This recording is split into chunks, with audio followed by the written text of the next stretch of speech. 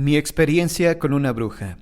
Las historias sobre aparecidos y casas embrujadas que contaban mis compañeros de escuela nunca me parecieron sorprendentes ni aterradoras, cuenta el señor Muñoz. No porque yo fuera muy valiente, sino porque muchas de las cosas que sucedían en dichos cuentos eran comunes en mi casa. Platos que caían de la vitrina sin ninguna explicación, luces que se prendían o apagaban solas, sombras que cruzaban por los pasillos, voces que surgían tras la puerta de cuartos vacíos. En esa atmósfera vivía mi familia, y en ella crecimos también mi hermana y yo. De entre todas esas cosas inexplicables, recuerdo de manera particular un sonido nocturno y recurrente, un arrastrar de cadenas que venía desde el patio de atrás hasta el comedor, cruzaba por la sala y llegaba hasta las habitaciones. Eso sí que me daba miedo, porque ese particular sonido creaba un efecto lastimero y a la vez tétrico. Siendo todavía niño, soñé que por la noche salía al patio trasero de mi casa. En él no se encontraba el jardín que tanto cuidaba mi mamá, ni sus rosas, ni la jacaranda que iluminaba de color violáceo el jardín.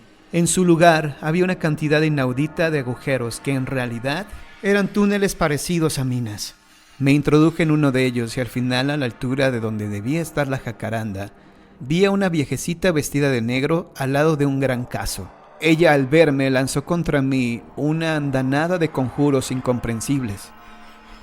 El sueño se fue disolviendo, sin embargo, no podía despertar. Algo me arrastraba de regreso al sueño. Risas macabras resonaban en mis oídos. Sentí algo como uñas clavarse en mi espalda. Finalmente, abrí los ojos. Estaba sobresaltado y cubierto de sudor. Después de tomar un baño, me miré al espejo y comprobé que mi espalda estaba cubierta de laceraciones. Por esa misma época, nos visitó un tío que se quedó a vivir con nosotros durante algunas semanas. Mi padre le dio el cuarto de atrás, que estaba justo cruzando el patio, pues era lo único disponible. Pasados ciertos días, mi tío nos contó que durante la noche se había despertado con la boca seca, así que fue a la cocina en busca de agua. Una vez saciada su sed, se dispuso a regresar a su habitación. Mientras cruzaba el patio, vio a una anciana vestida de negro que pasaba lentamente y que parecía flotar. Iba acompañada de un perro.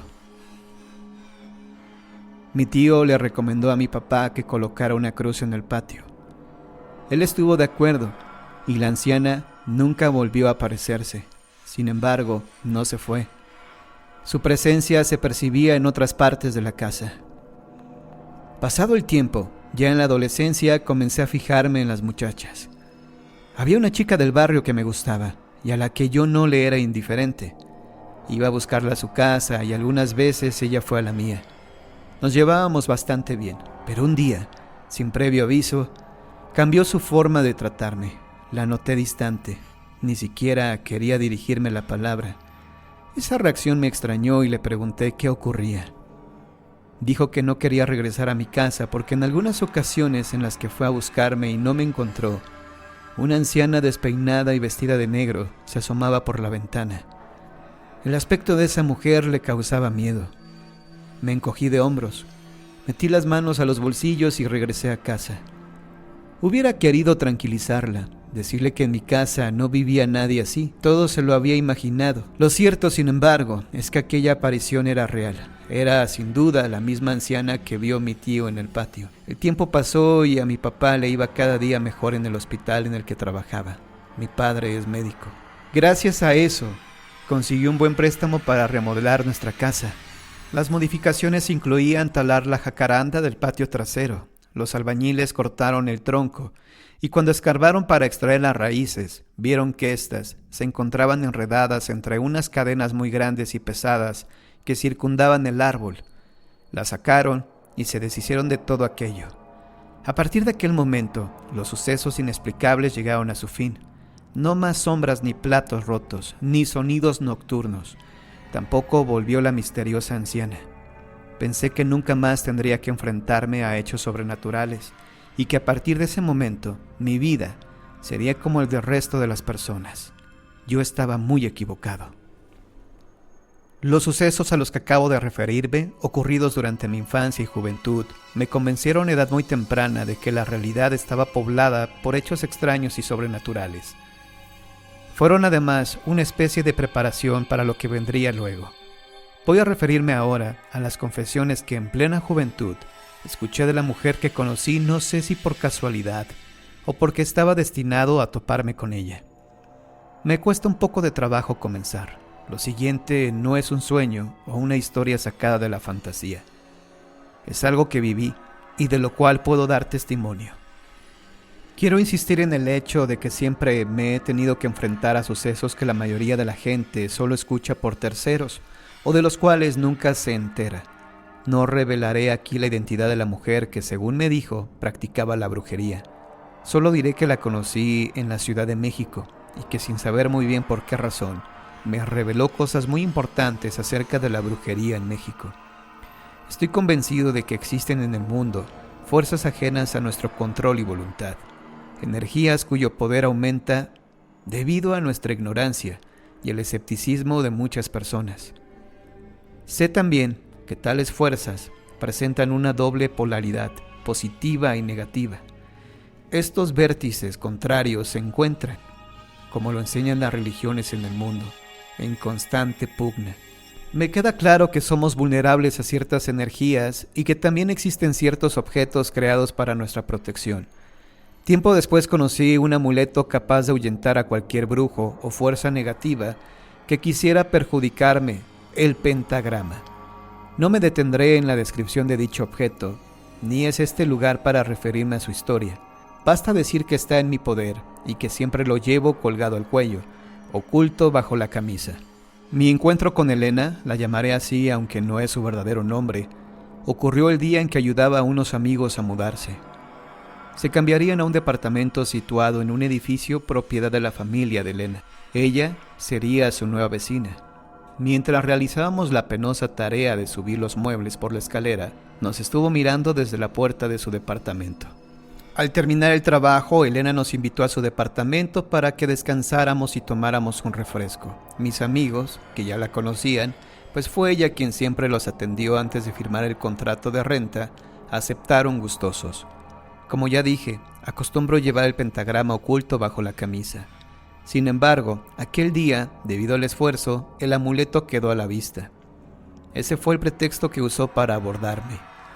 Me preguntó si conocía su significado. No quise tocar el tema y dije que no estaba seguro. Luego lo oculté bajo mi camisa. El objeto que traes ahí tiene un gran poder, tanto para lo bueno como para lo malo, dijo. Luego me explicó que practicaban la brujería. Tras esa revelación, permanecí unos instantes en silencio, esperando quizá algún tipo de reacción de mi parte. Nos encontrábamos solos, pues mis amigos habían ido a su departamento. Al ver que me mantenía impasible, continuó.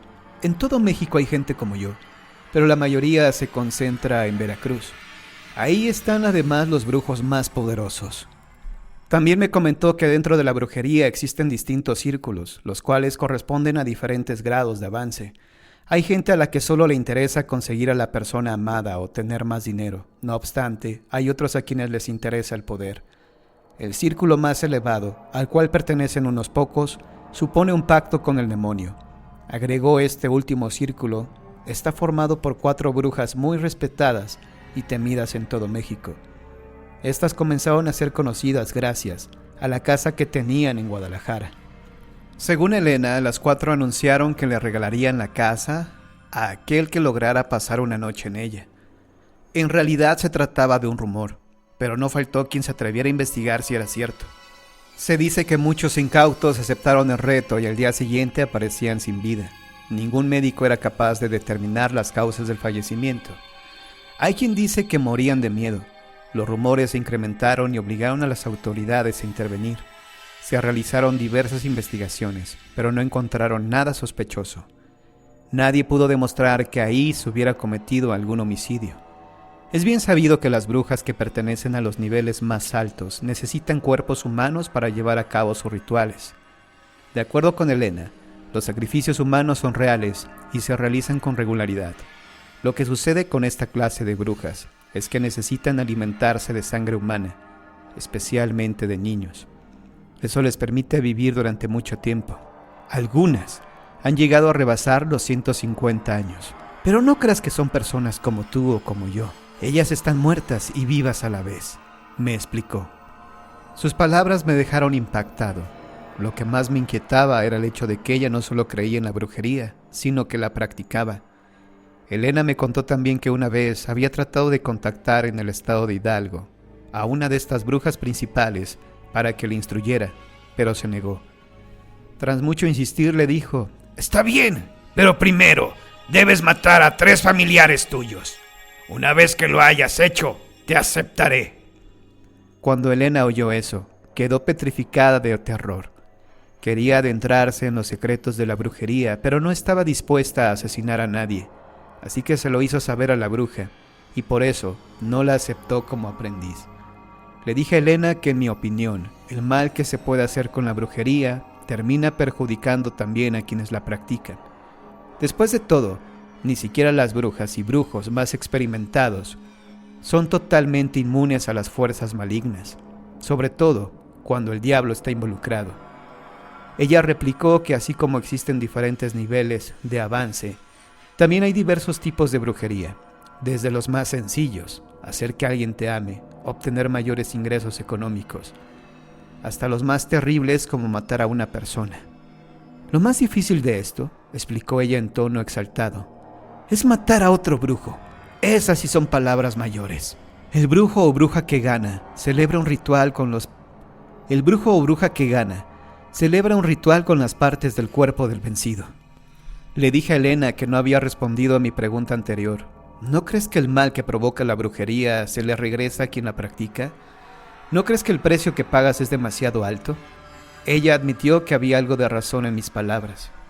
Me dijo que las brujas saben que tarde o temprano hay que pagar por sus actos, pero aclaró: mientras tanto, nos aprovechamos, porque podemos postergar el castigo durante muchos años.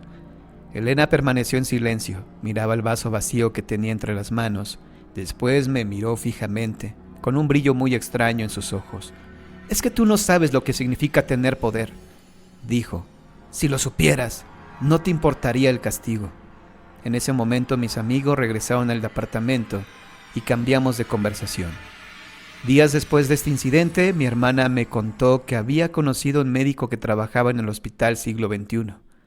Conversaron acerca de distintos asuntos, y la plática derivó hacia el lugar de nacimiento de cada uno.